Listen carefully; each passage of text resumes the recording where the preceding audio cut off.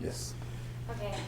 First thing, sorry about my terrible accent. No, you're fine. Okay, so this is an important and personal question for you.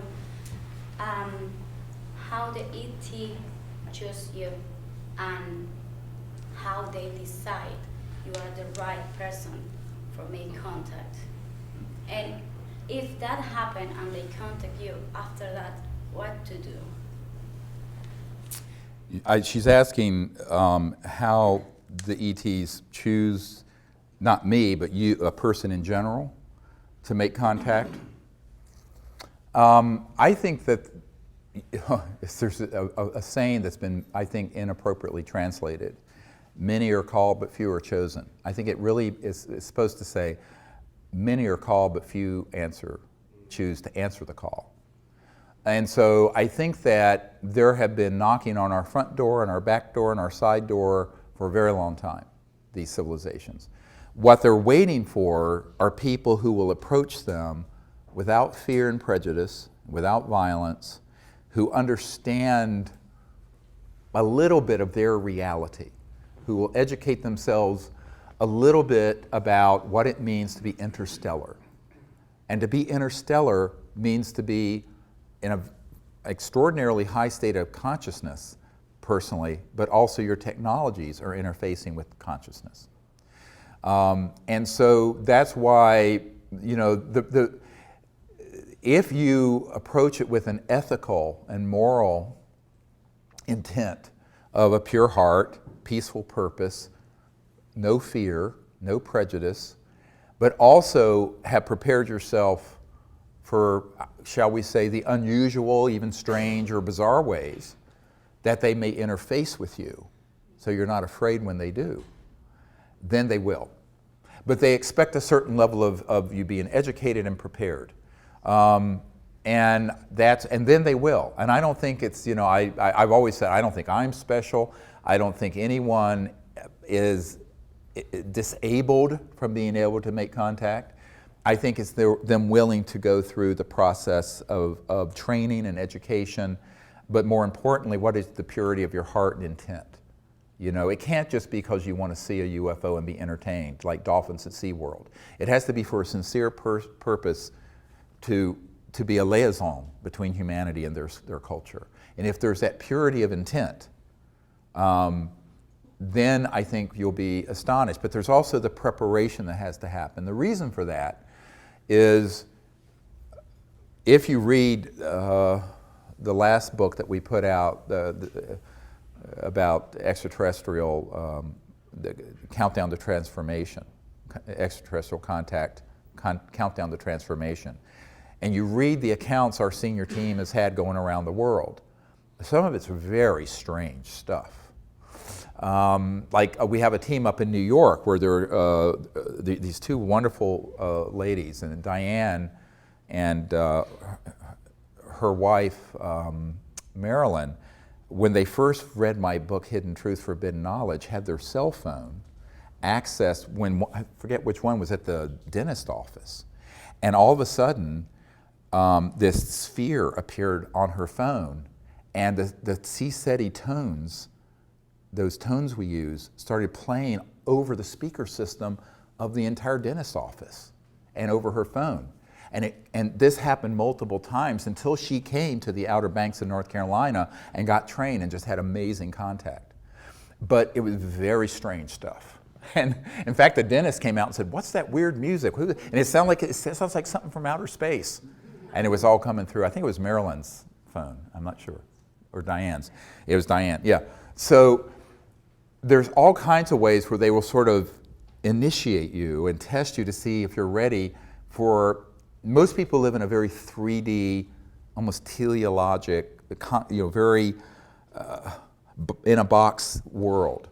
But if you're interstellar, you're not living in that world. You're living in the world of higher dimensions, higher consciousness, energy fields that are completely beyond the speed of light. And so when those come into 3D, it can be very unusual. And so preparing yourself for contact involves understanding where mind and consciousness and thought and electromagnetic systems and all this phenomenon come together. There's a nexus where they come together. And that's why the development of higher states of consciousness in the meditative state is the foundation of the whole Close Encounters of the Fifth Kind initiative. It's very controversial amongst the nuts and bolts crowd in the UFO subculture. I said, yes, but you're not dealing with civilizations using a piece of junk like this. They're not communicating using the speed of light. Because if they're from the Andromeda Galaxy, which one of the ETs that came at Joshua Tree told us he was from the Andromeda Galaxy. And we have a photo of it. It's on our website. Go look at it. This is 2.5 million light years from Earth. At the speed of light, it would take 5 million years to get a signal from there to here and back. 5 million years. Homo sapiens haven't been on Earth for 5 million years. So now that means that they're using technologies that are transdimensional, going beyond the speed of light, and which also, it so happens, interface with thought forms, energy fields that are in the realm of the thought. What used to be relegated to the mystics, but now is something we have to accept as the real science of the future. And so this is where the science of consciousness and the science of transdimensional and interstellar technologies are going to have to come together, which is actually my first great love. This is actually what got me involved in all this, because before I was a medical doctor, I'd had a near-death experience, and I had this, even though I was raised an atheist, I had this experience of the unbounded being, and it was beautiful. It was a God consciousness experience, for lack of a better word. And I realized that the mind, the consciousness within every single person is infinite, and everything is folded within it. So I began to learn meditation and became a meditation teacher. I was a meditation teacher before I was an emergency doctor. And what I learned was that this became key, and that's why right after, 6 months after that near-death experience, I had this amazing contact experience that I recount in Hidden Truth, Forbidden Knowledge. But I think that it makes total sense, and it's the sort of thing nobody really wants to talk about in polite circles scientifically, because it sounds too weird.